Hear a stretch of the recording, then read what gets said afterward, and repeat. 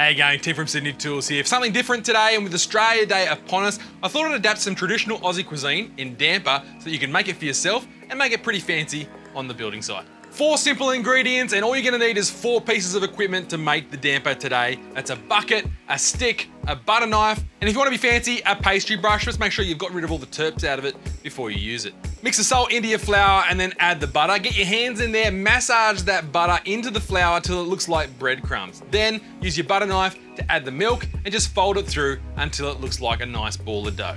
Then you wanna take a handful of that dough and you wanna roll it out into a bit of a sausage and wrap the sausage around the stick so that you don't have any holes.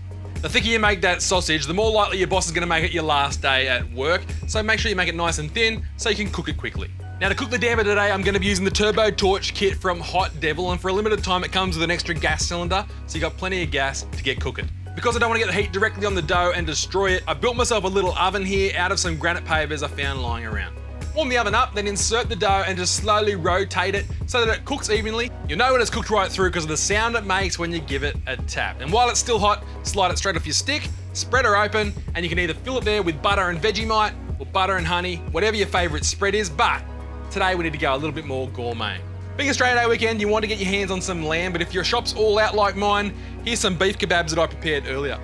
Whack that in the drill, cook that in the oven as well, and then slide it off the stick and sauce to taste. And there you have it, gourmet damper Jobsite lunch that you pay big bucks for if you're going to a restaurant. Until next time, thanks for watching Sydney Tools TV. Have a fantastic Australia Day from all of us at Sydney Tools, and I'll see you in the next video.